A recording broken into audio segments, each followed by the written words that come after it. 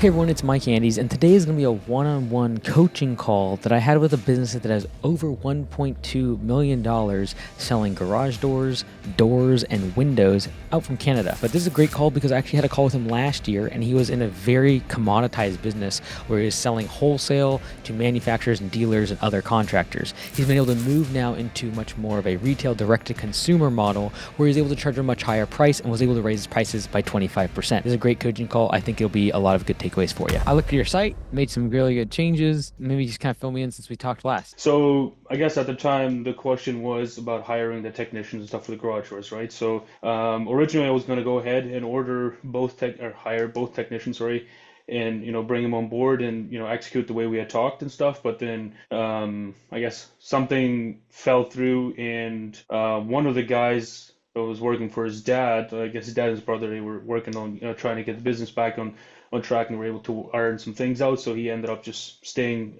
with the family business, and so I ended up just getting one of the technicians, which was actually good because we didn't grow as fast as I thought we would, and we didn't have the proper team in the office. So things have been good, but since then we grew. We've done decent. It's been a pretty good year, and I just recently brought in a very experienced office manager that's going to run the show, tell us what to do, and runs part of our marketing and all that stuff. So that kind of clears out my hands for sales and operations and all that stuff. And that's kind of where we're at right now. Just working on growing and stuff. And with the big overhead that we have, I noticed that overhead is quite big. And since we do manufacturing and installs and service work, I'm having a hard time figuring out how do we split up the overhead. Like how do we split the overhead into each division to make sense? Because what I've noticed is in the garage door service side of it, we've got like all the local companies, their overhead is nothing compared to ours. They've got a little office, a little shop, and their overhead, like the building is paid for. Their only overhead they have is their guys, is payroll, and their trucks and maintenance and stuff, right?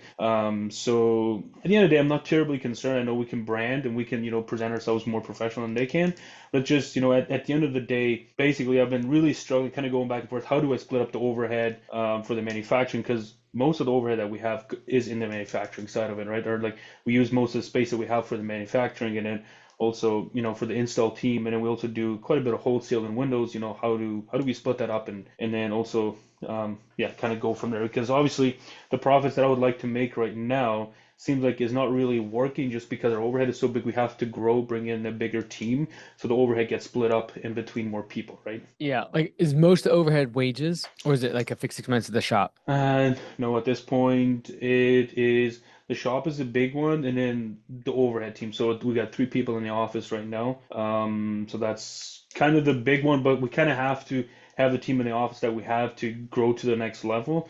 But when it really comes down to, like, even if I get rid of one of the guys in the office, we're still in trouble, right? We need the team that we have in the office right now to grow to the next level. hmm Yeah, so like there's two-part question. I think the part we'll focus on is like basically is we need to grow, right? It's like from a lead gen perspective.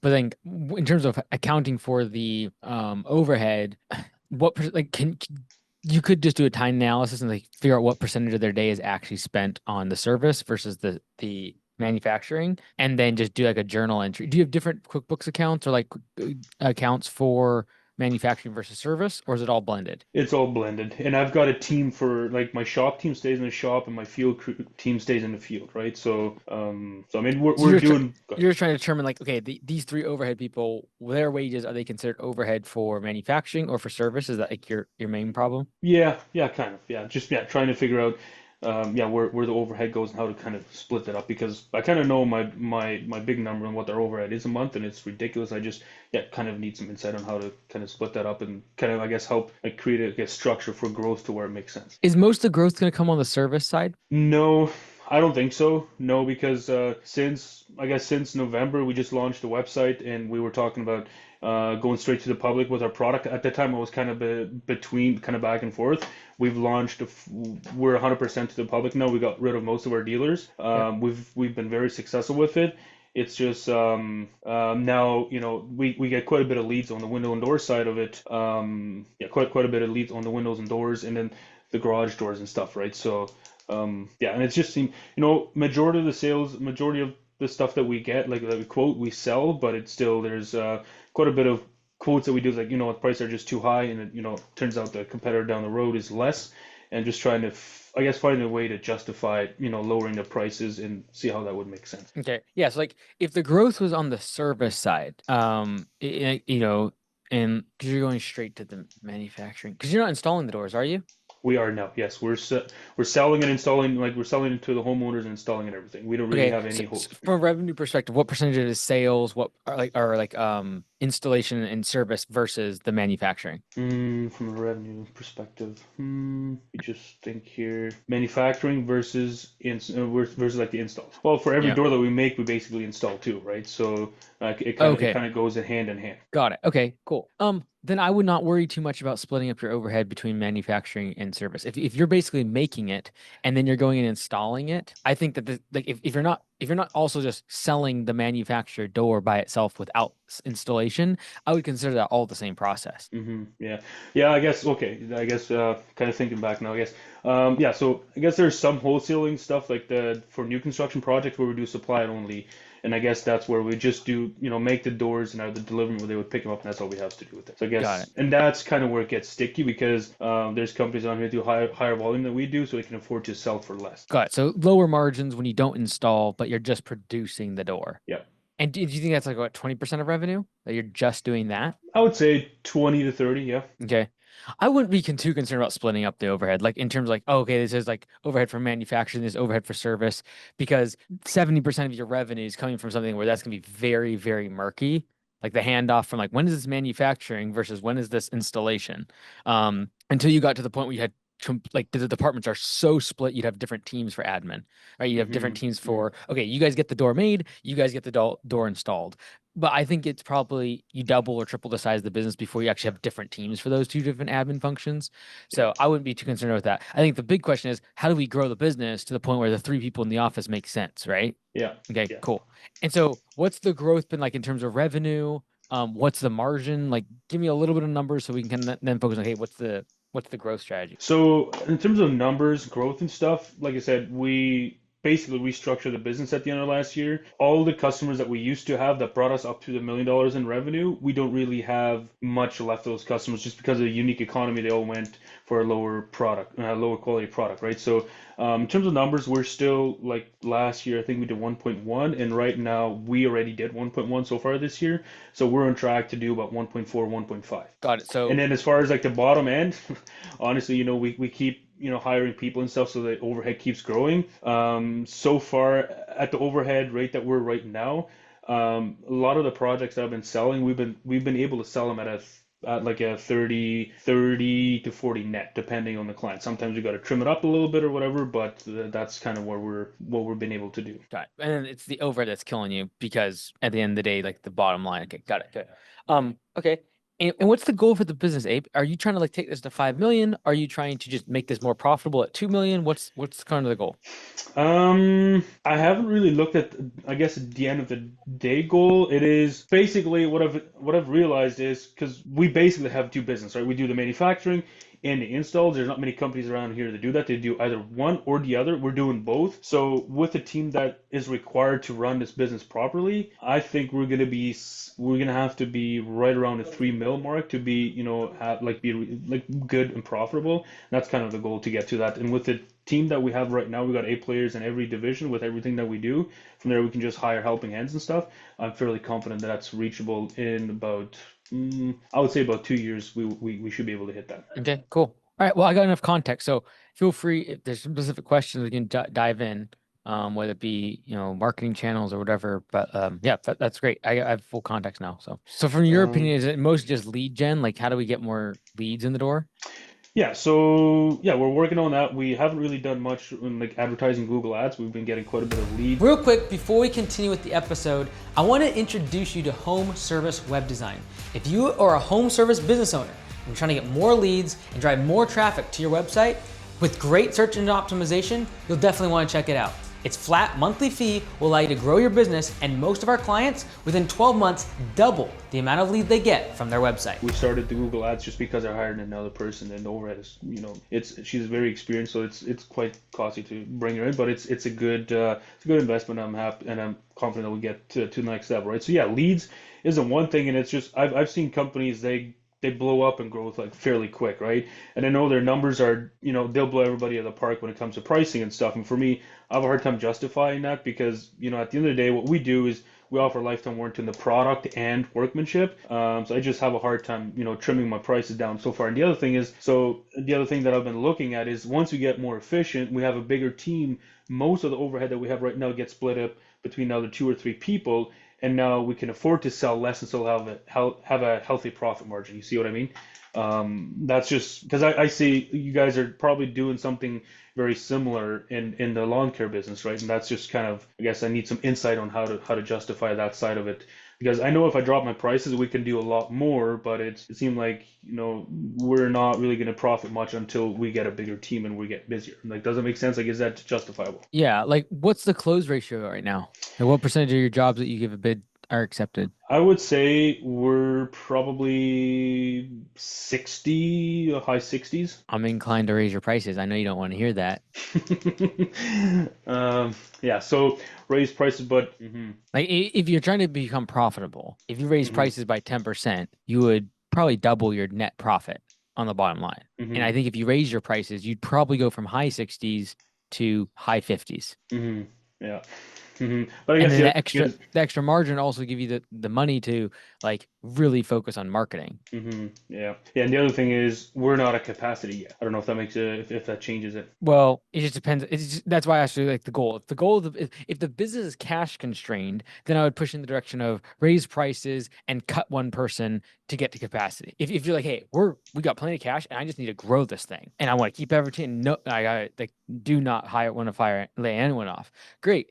Then we're going to market like crazy, fill the lead hopper full, and not be very profitable for this year, and then do exactly what we talked about raising prices next year. It just comes down to like the cash position of the business. If the cash position is healthy and like, hey, I got a month worth of revenue in the bank, no problem, we're good to go, then I would be okay, great. Like let's just go focus on marketing and drive more leads in and figure out like what can we do there, and close 70% of jobs.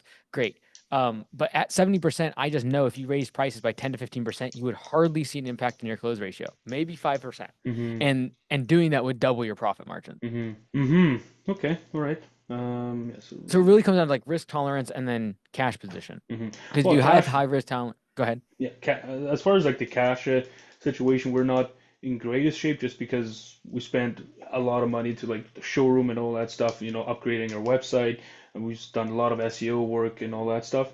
So we are in a bit of a tough spot, and we have to, grow and get to the next level with the overhead that we have right now with the admin. Because for me, the admin side of it and like the office side, bookkeeping, all that stuff, it's my weakness, and it's a big mess. We're getting that all sorted out right now, and with the person that I have in here, like Lynn, she's gonna get this all sorted out, and we just have to make sure that we all stay busy as a full team, so we don't all of a sudden, sit around and do not a whole lot. I think we can do both, right? So I personally believe if you raise your prices by a minimum of 15%, you would lose some customers in terms of your close rate. Like, first off, I don't know if we know our close rate. Like, I think we would need to actually dig into that and what is that number before we hmm move forward so we can actually track then the future. I would also look at what your close rate is like last August and September because like it's seasonal to some degree too.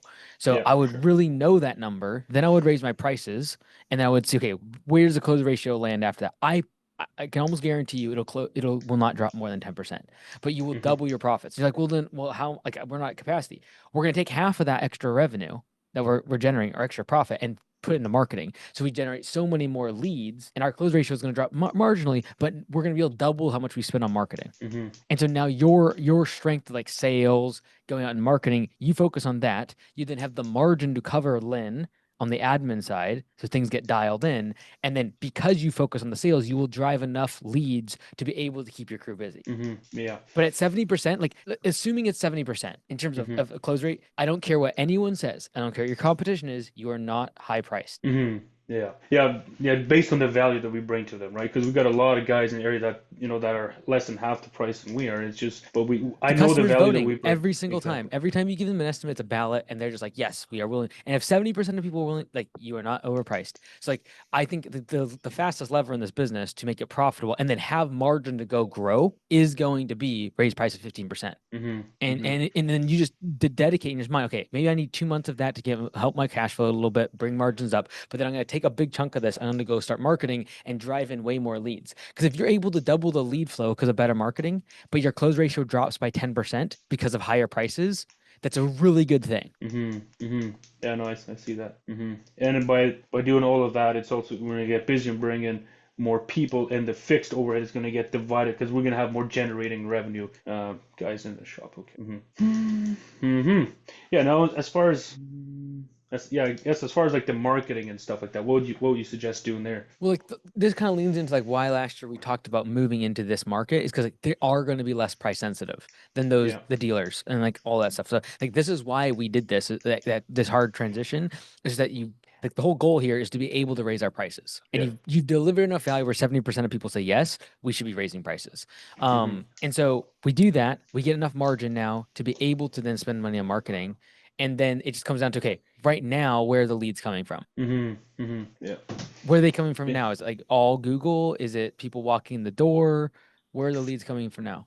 There's Google, there's walk-ins. Some come through our social media that we have. Like we have a team that does creates contents and posts and everything. They shoot the videos and all that stuff. And there's yard signs, door hangers. Like whenever we go and sell a job, we set up a yard sign. We do 10 to 15 houses in the neighborhood. Literally with our trucks driving around. Just a mixture of everything right now. Yeah, like so like the first thing I think Lynn will probably bring up is as she moves an admin is probably like we need to know the referral source for every single lead because we Yeah, don't for know sure. where they're coming from. We don't even know where to spend the money once we have it to deploy. Yeah. Like if everyone's saying they saw your yard signs, all of a sudden once you get an extra 10 grand a month in profit because of the price increase, you're gonna go spend half of it on more yard signs, right? Yeah. But we Yeah. don't we don't know what that mix is right now. We don't know how many are actually coming from Google, how many are actually coming from walk-in, how many are actually coming from Facebook, how many are actually coming from the door from the yard signs. And if without that, we are flying blind. Hmm. Especially because you have that you have the physical component of walk-ins. That's like that is very difficult to then know, like to be able to know where that's coming from because they might have seen you on Facebook, but then they walk in the door. I need to know that it can't. Like I'm still gonna attribute that to Facebook, so I know that's where Yeah. I need to spend more money. Yeah. 100%. Okay. So as far as like running Google ads and stuff, what's your experience? How long does it usually take till you actually see Google ads doing something? It should be pretty much instant because you're searching intent-based marketing. So Yeah. if someone searches in this area, garage doors, windows, or doors, like I should be popping up. So Yeah. that should be relatively instant. And what's nice about Google is you can track how many people actually do submit a form. So that's like the easiest form of like tracking. That's why online is so much easier than in person. As soon as you move in person, with people walk in the door, we all need to know where that person come from. Like Hmm. I will not say like, oh, we just saw you. Like, no, you didn't. Like, did you see my truck? Did you see my yard sign? Did someone tell you about us? Like, did Hmm. your contractor tell us? Like, you got to know. And I think once we have that data, we can move forward. But like from Google's perspective, I should be able like if I run an ad within a week, it should zero in pretty quickly on my keywords. I should be able to give it negative keywords that aren't useful for me.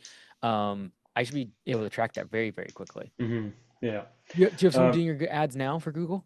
yeah. Lynn is doing that. Does she know how to put like a Google tracking code on behind your lead form and stuff? Yeah. So what she did is like she used to run Google ads for like a dealership, which is probably about 10 years ago or so. So everything has changed. So what she did is she was on the phone with a rep from Google Ad. They walked her through everything. They tracked everything. They fine-tuned everything, and then from there she just copied and pasted the rest of it. So yeah, the tracking everything is it's all dialed in. Do you know what your customer acquisition cost is right now from Google? Well, we're literally on week one. Like we Oh, we just launched ads about a week ago. oh, cool. Okay. So like the good thing is within a matter of hopefully a week or two, we should be able to see, okay, how many people clicked, how many people converted, and then what was the value of those conversions, right? Hmm. So we should be able to have those numbers here pretty soon. And then if it's a really good customer acquisition cost, like we just put more money on it. The thing with Google is there's only so many people searching in your area for those keywords. And so Yeah. you might hit a threshold there of like, I can't spend more than $50 a day or $100 a day before it's like we're tapped out. And then we have to Hmm. figure out, okay, do we go Facebook? Do we go yard signs? Do we start disruptive marketing instead of intent-based marketing, which is great from Google? Hmm. Yeah. Like what are you spending per day on that? So we have the Google ads are specifically for every town. So we got Oh, probably 6 ads because we got a pretty good area around us. We're doing about 15 to 20 bucks a town per day. okay, that's pretty good. It's around Is it? 1,500 bucks a month. Yeah, like, that's pretty good. And I think it's a function of, if you run this for 3 weeks and now you have customer acquisition costs and it's 20 bucks, we're like, okay, great, let's put more money on this. $5 more per day per city. So Hmm. you should know within a week or two, like getting some good data, assuming that tracking code is set up correctly. You should start having some pretty good data on that. Hmm. Okay. All right. And the same thing is true with Facebook. Like Facebook is disruptive marketing, which means I can throw more money at it. But the same thing is true. Like you can put a Facebook pixel behind that lead form and know exactly how many people are actually submitting estimates and then see how many of them convert and what the value of that is. So that's the nice thing about doing it online is you will get a very clean track. Hmm. Yeah. Yeah. And the other thing is, like, when speaking of Facebook and Facebook marketing and stuff, there is a couple of big players in the area that are higher priced than we are. Actually, one of the companies I used to work for. How do we stand out from the crowd, and how do we stand out and attract people to us? Because if we start running ads, if the crazy thing is they offer 50% off on their product or 1,000 bucks off the door and stuff like that, we are not that high priced that we can afford to do that. How do we kind of stay up with the big boys? I mean, or should we even worry about that? Well, this is why they're the big boys, is because they figured out, okay, we go premium, and then when we need to get people in the door, we always have room to move down. Mm-hmm. Right? Yeah. So this becomes a very much a game of, okay, well, maybe we don't raise prices by 15%. Maybe we raise them by 25%, knowing that we have margin to move down in terms of making offers. We can use scarcity, we can use urgency, we can use the date, a holiday to be able to say, hey, everything's 10% off or $100 off this door. So, there's a reason why they're big. And Mm-hmm. that is like when you go premium, you now have the margin when needed to be able to move down and make an offer and get people to Yeah, move. yeah. Well, I mean, for me, I personally thought that we were already at a premium with a 40% net because I mean these are not low ticket items. Like there's 3 doors and we're about $10,000, right? So, and I know these other companies they're worse, but the biggest problem with them is when they go and quote a project, they would probably be right around 20,000 for those 3 doors.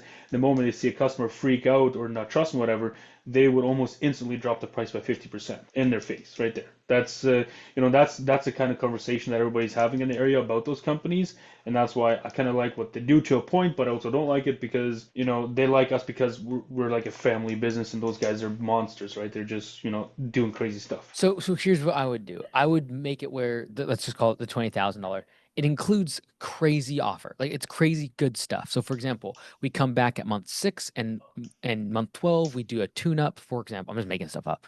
You Hmm. build tons of value that they don't even offer right now, like return service, maintenance, repairs, guarantees, warranties, whatever. And then you always have the ability to take stuff down in terms of scope of work and those guarantees, warranties, etc to get within the price range of the customer. And so, for example, like right now you have workmanship guarantees, right? And what is that exactly? Like if you install a door, it's like, hey, if it ever breaks, we'll come fix it. Like what does that look like? Yeah, I mean, literally, if in this case here, I mean, there's hinges and there's seals and stuff that go eventually, right? When that day comes, we come out, we come and replace them, right?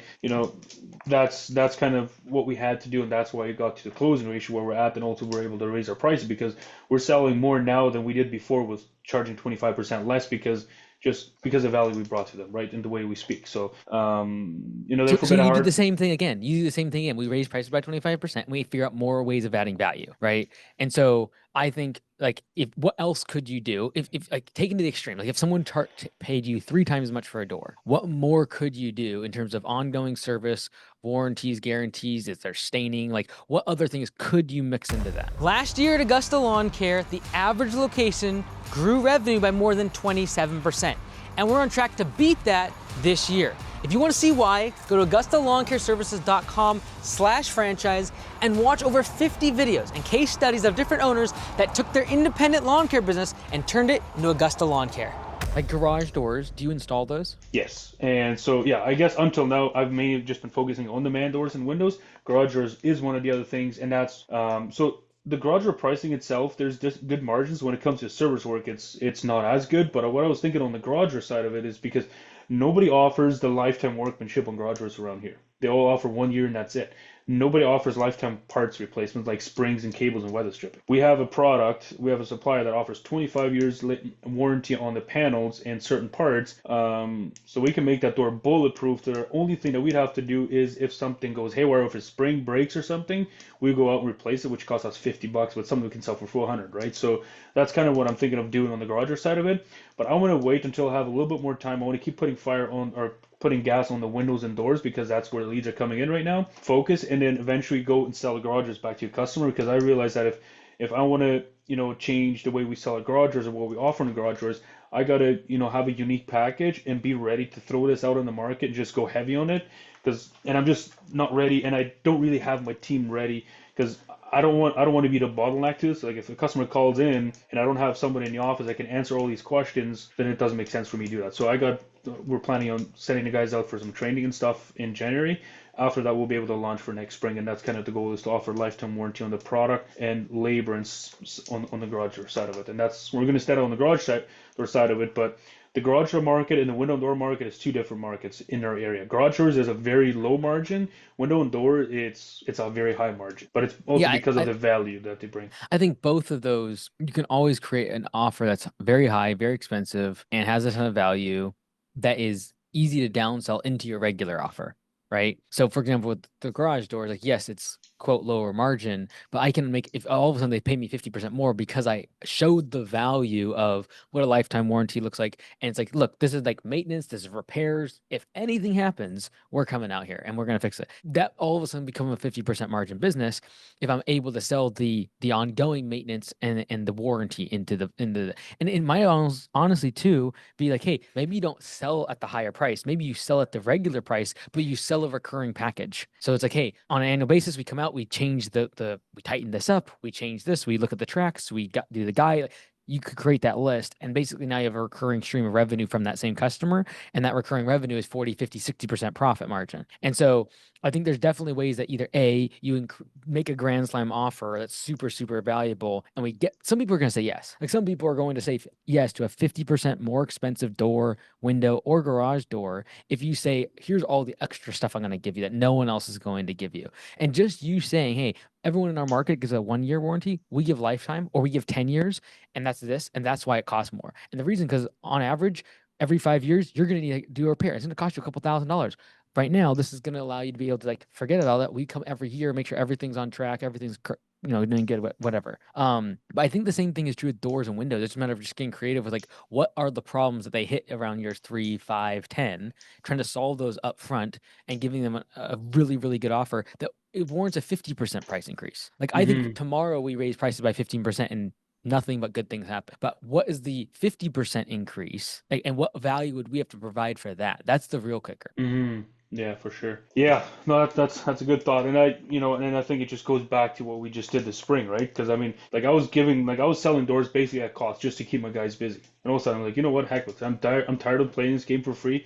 We're gonna raise our prices. We're gonna, change the value that we bring to them, and it just at this point that they can't compare us to the small guys, right? All the customers that come to us right now, or most of them, they appreciate what we bring to the table. So, yeah, and I guess to a point, I think in one way, like you mentioned, selling like when you sell garage doors you sell them like a care package or something where we come in every year. I think one way is better to do that than to offer a lifetime because there's nobody maintaining the store, right? If we come in every year or so in like in January, we're always dead slow. So if we have the team out in January coming out to inspect everything, make sure everything's good, then we're in better shape and the smaller chance of something going wrong there. Yeah, and the warranty, a lot of times people are just like used to lifetime warranties, doesn't mean anything. But if you say, hey, we guarantee this is always going to work. And to do that, we come on an every 6 or 12 month basis. Now there's real value you're offering. That's a 10-minute visit. To Yeah. them, that's like a lot of value that you could raise price by 20 to 50% on them. So to sell them at a premium price, would you charge them a fee to go, or would you have that all the like the fees factored into the price, so where the inspection is free and whenever they need parts replaced and stuff, that would be extra? So you could do it two ways. You could say, hey, look, here's the price of the door. And if you this is the package, I'm just gonna make up numbers. $10,000, that's our full package, our gold package. Our gold package is we're gonna come here every single year. as long as you own this house, we will come here, we will inspect this thing, we will fix anything, lifetime, whatever. It's too expensive. Okay, great. We have two other options. One, we can sell you the $5,000 package, which is we install this and that's it. We also have, by the way, the add-on to the $5,000 package is you can have us where every year we come back, it's $299 per visit, and we come out and we do all of these things. And if you don't want to pay the 10,000, you can pay the 5,000 with this add-on. So you have the premium offer, the downsell, and then the add-on. The add-on being, hey, if you want to be cheap about it, but you also want to be on this 299 a month subscription or 299 per year subscription, we'll come back and do all of these things, right? So like you could, those numbers are just made up. You would Hmm. figure out what the numbers are for your industry, but then it builds value in the big offer too. It's like, hey, do you really want us to be coming every single and doing an inspection that does not include repairs? Then just buy this other big package. It includes repairs and the actual visits coming to your house. Yeah, and yeah, I'm not sure if you answered. I'm not sure. Maybe I didn't catch it. But so would that be just like the labor side of it, or would it be the parts as well? I would probably do it where it's like, hey, it's an inspection, like the annual inspection. And then your Grand Slam offer is like everything gets fixed. That includes you will never have to pay anything else, right? And Mm, so you also know that people move every 5 to 7 years typically. So you're really only warranting it for that long. yeah. But I would tie in little stuff like what gets annoying about, like, say, a garage door is like my batteries die, or my kid plays with the little thing and it stops working, the remote, or someone pulls the lever and it gets off the tracks. Like all the little things, and then I would tie it back to like warranties. For example, like within 24 hours, if this door doesn't open, we will be here. Like those are the type of things that, like, in their brain make sense to you. It's like, well, I gotta grease, I gotta tighten the chain. They don't care. It's like, look, if you have a problem with this door, if this does not, if this, you click this button and it doesn't open, I'll be here within 24 hours. If you either buy this Grand Slam one or this the subscription, like, so I think it's just a matter of like what's that value to them, and then realizing that let's just say only 10 or 15% of people go after the big package. Great, you now have something to downsell into, which is your current pricing, right? Hmm. Yeah, well, that makes sense. Just gonna take some notes real quick. See what else are we here? And I guess in that would also include, let's say, I mean, if something goes haywire on the door, let's say the door goes off track and gets destroyed, the panels and everything would have to get redone. Then that would all kind of be included in the Grand Slam package there. And you could just run the math from like, hey, if this ever falls off the track and this all crumples up, that could be a $3,000 fix. Like that one thing just paid for most of what I'm giving you for the rest of your life, right? So you just have Hmm. to run some quick math for them. Yeah. So Yeah, well, that's cool. Now, in terms of incentivizing, like setting up a pay structure for this, I haven't had, so the company I used to work for, we got paid piecework, which was it's a pay for performance, right? Now, in our company, I guess I've got one crew that's doing the installing garage doors right now, and the windows and doors. How do we set them up to incentivize them? Like, since there's different things, and we're not quite. I guess that would also break it up to more being more efficient too, right? If we like get some incentivize them to work and find them to be efficient. do you already do piecework? No, not right now. No. Oh, The you company don't. I used to So work for, they paid us, so I they have an did. idea what it works, but it's just Mhm. we're not consistent enough, and it just makes it a little hard. Yeah, like the end goal is like trying to tie in like this product equals this number of budgeted hours. It's like you're basically doing it already probably with pricing. It's like, hey, here's our product cost, and then here's how many hours it takes to install, and then they get a percentage of the labor revenue ultimately. So I think like Lynn coming in and like organizing things will be the unlocked down the road, being able to do something around piecework. And then what I would do, because the technicians have the ability to upsell, is I would be tying incentives to, okay, did they get the premium package? Did they get the add-on? I'd just be incentivizing them. It's like, great. If I have an extra 50% margin, I'm definitely happy to give 20% of that away to the team. And then all of a sudden they have like huge bonuses that they can get if they're making these upsells for you. Hmm. Yeah, that's the next thing. My team currently, they're friendly, they're nice, but they're not the people kind of person. They're not salespeople, right? Like the more the customers leave them alone, the happier they are, right? So so there's no. But it's like I said, we've got a solid team now, and the next hire that I'm going to do, it's going to be someone that's able to do the upsells and stuff like that. So that's solid. Now, I hear a lot across a lot of different industries. They're all talking, if you can do 20 to 30% net, that's golden. Like, everybody's living a high life at that point. What's at the end of the day, do you just see what the market bears, or do you have like a certain target on what you're happy with and just kill it? Well, it's a function of like what you said before. You're like, hey, it's 40%. We're making 40% net on this job, for example. like there's nothing to say that you can't charge more just because you have 40% net on job. Like Microsoft makes 95% margins on their stuff. They're not like asking for forgiveness. They are still raising prices. So like there's nothing wrong with making more money. And so I think the biggest thing is you could get there tomorrow just by raising your prices. Like I genuinely believe you could raise prices by 15% and you probably be in that 20% camp pretty quickly. So it's just a function of when you slow down growth and you're willing to take profits and actually maximize those by raising your prices to the point where you stop growing. Like you're still going to grow like a big chunk this year. And so I believe that you raise price by 15%, you hardly see a dip in close ratio, and your profits do get to around that 20% margin spot. It just like easily you could do 20% tomorrow. You just got to raise prices. Mm-hmm. Mm-hmm. Yeah. Okay. All right. If you can get to that 25% marker, that's usually where you now have enough margin to be able to hire a general manager or like someone else to take a lot of the stuff off your plate. And that becomes, then you can make it more passive, right? In Mm-hmm. terms of like, hey, now I got someone that's like actually incentivized on the bottom line. They're expensive. So maybe I only take 10% as distributions in the business, and it's running at 20, 25% net, but I'm giving a big chunk of that away to a general manager so they can run it while I'm gone. Yeah, and that's kind of the goal to do that in the long run, not in the near future, but yeah, I guess yes, we'll see what the future holds. But I mean, I think overall, I think we've come a long ways in the last couple of years, especially considering we redid everything last year. Because we have like I hear of companies closing almost every month. You know, like companies that are in similar industry than us, they're closing their doors, and right now is actually that's perfect timing for us to hire because a lot of companies laid off their A players and that's when we go on Indeed and we bring them in and stuff. So that's been working out really well.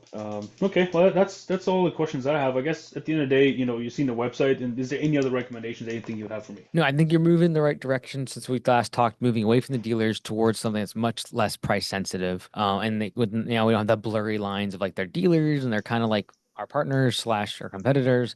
So big fan of the website. I would probably cut down a lot on the amount of text on your homepage. And so if I look here, there, like I would probably cut a lot of this text out. Mm-hmm. All I need to know is we do windows, doors, garage doors in Leamington, Ontario. That's like all I need to know. So I would really reduce this amount of text. Unless I see this up top here, which is your storefront. I don't know what your service area is. So I would Mm-hmm. really reduce the amount of text here. All we want them to do is click this button. So like let's just like reduce the amount of text. All they need to know is doors, windows, garage doors in this area, service area. Click this link. Like that's it. This is great. This is really clean. But if they want to get all this text, they can get it down here. But at the very Mm-hmm. top there, I'm just trying to say, okay, these are the three things I do. Like this is it. Precision door. I don't want to use it. I just say doors, windows, and garage doors serving. I'm guessing Leamington, Ontario. Like Mm-hmm. that's up here. The button then gets clicked more. Mm-hmm. So that'd be my only thing in terms of online. Because if you're driving traffic to this site from say Google, we Mm-hmm. already know they need a door. We already know they need a window. We just need them to click this button. Mm-hmm. And so the likelihood of them clicking that button is much higher with the less text. I would also Mm-hmm. say, so like, let's just walk this through. So for example, they get to your page, they kind of, okay, all right, I'm in the right spot because I see this. Mm-hmm. Great. Oh, quote, boom. Okay, great. Let's start with a great one, have a project in mind. Two, fill out the form below. Three, work. Okay. I think that's like a given. I get a quote and then I get the job done. And also I gotta scroll all the way down here. I would love to see that this text all goes away.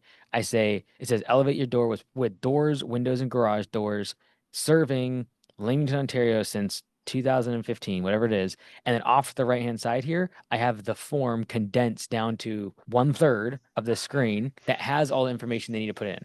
So they don't need to scroll, they don't need to click, they don't have to switch to a different URL.